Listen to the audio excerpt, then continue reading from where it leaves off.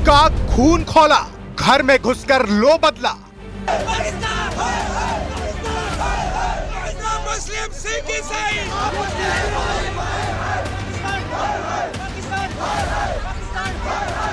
आतंकिस्तान पर प्रहार, पाकिस्तान में हाहाकार।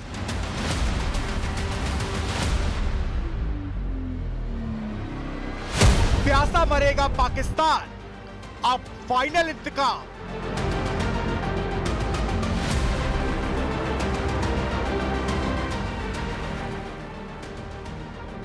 जम्मू कश्मीर के पहलगाम में हुए आतंकी हमले के बाद पूरा देश गुस्से की आग में जल रहा है। भारतीय सेना और सुरक्षा बल ने पहलगाम में दहशत फैलाने वाले आतंकियों को दबोचने के लिए दिन रात एक कर दिया है। मासूम लोगों की जान लेने वाले आतंकियों के खात्मे के लिए सेना के जवान सिर पर कफन बांधकर सर्च ऑपरेशन चला रहे हैं। और इस सब के बीच मोदी सरकार ने आतंकिस्तान की कमर तोड़ने के लिए 5 बड़े फैसले लिए हैं, जिसके बाद पाकिस्तान पूरी तरह से बौखला गया है। पहलगाम हमले के बाद भारत ने पाकिस्तान के खिलाफ कड़े और सख्त कदम उठाए हैं। पीएम मोदी की अध्यक्षता में 2.5 घंटे तक चली सीसीएस की बैठक में 5 बड़े फैसले लिए गए। पहला, सिंधु जल संधि को तत्काल प्रभाव से स्थगित कर दिया गया है। दूसरा, अटारी बॉर्डर को तत्काल प्रभाव से बंद कर दिया गया है। तीसरा, पाकिस्तानियों को वीजा छूट की अनुमति नहीं दी जाएगी। भारत में मौजूद पाकिस्तानियों को 48 घंटे में देश छोड़ना होगा। चौथा, पाकिस्तानी उच्चायोग में तैनात सलाहकारों को देश छोड़ना होगा। और पांचवा, उच्चायोगों की कुल संख्या को 55 से घटाकर 30 किया जाएगा। This Waters Treaty of 1960 will be held in abeyance with immediate effect until Pakistan credibly and irrevocably abjures its support for cross-border terrorism. 2. The integrated checkpost Atari will be closed with immediate effect.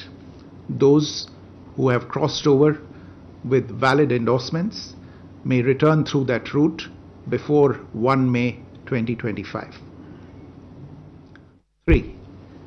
Pakistani nationals will not be permitted to travel to India under the SAARC visa exemption scheme visas. Any SVAS visas issued in the past to Pakistani nationals are deemed cancelled. कुल मिलाकर आतंकियों की कायराना हरकत का बदला लेने के लिए सरकार फुल एक्शन मोड में नजर आ रही है।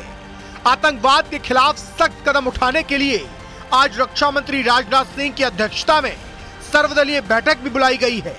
इसके साथ ही भारत में पाकिस्तानी राजदूत साद अहमद वराइच को विदेश मंत्रालय ने तलब भी किया है। भारत एक इतनी पुरानी सभ्यता और इतना बड़ा देश है जिसको ऐसे किसी भी आतंकी गतिविधियों से किसी भी सूरत में डराया नहीं जा सकता। ऐसी हरकतों का जिम्मेदार और इसके जिम्मेदार लोगों को आने वाले कुछ ही समय में जोरदार तरीके से नजर आएगा। मैं देशवासियों को आश्वस्त करना चाहता हूं। वहीं भारत के सख्त रुख को लेकर पाकिस्तान में हाय तौबा मच गई है।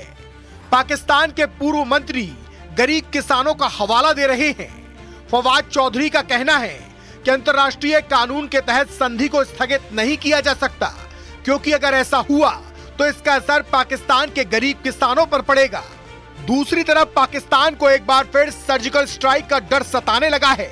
पाकिस्तान के प्रधानमंत्री मोहम्मद शहबाज शरीफ राष्ट्रीय सुरक्षा समिति की बैठक लेने वाले हैं। दूसरी तरफ पाकिस्तान के रक्षा मंत्री ख्वाजा आसिफ ने अभी से गीदड़ भभकी देना शुरू कर दिया है। कैसी सिचुएशन अराइज होती है तो डेफिनेटली अनफॉर्चुनेट होगा, लेकिन हम बिल्कुल उसका जवाब देने की और भरपूर जवाब देने की पोजीशन में हैं। आपको याद होगा कि जब हमारी एयर स्पेस वायलेट की गई थी वे बैक आज से 4-5 साल कबल जो है, तो उसका जो जवाब हमने दिया था वो आज भी सबको याद है कि अभिनंदन के साथ क्या हुआ था। इधर सुरक्षा और इंटेलिजेंस एजेंसियों ने पहलगाम अटैक के संदिग्ध आतंकियों के स्केच जारी कर दिए हैं। आतंकियों के नाम आसिफ फौजी, सुलेमान शाह और अब्दुल तलहा बताए गए हैं।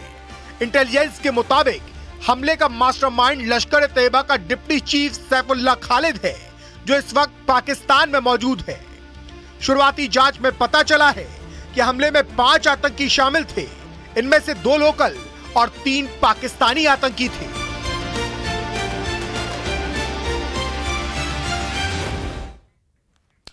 और उधर पहलगाम हमले के बाद लिए गए भारत सरकार के एक्शन से पाकिस्तानी सरकार घबरा गई है। पाकिस्तान के रक्षा मंत्री ख्वाजा आसिफ ने गीदड़ भभकी दी है। पाकिस्तान को भारत से सबसे ज्यादा डर एयर स्ट्राइक और सर्जिकल स्ट्राइक का सताने लगा है। पाकिस्तानी मीडिया से बात करते हुए ख्वाजा आसिफ ने कहा कि अगर भारत कोई भी स्थिति पैदा करने की कोशिश करता है तो हम उसका जवाब देने में पूरी तरह सक्षम हैं। ऐसी सिचुएशन अराइज होती है तो डेफिनेटली अनफॉर्चुनेट होगा, लेकिन हम बिल्कुल उसका जवाब देने की और भरपूर जवाब देने की पोजीशन में हैं।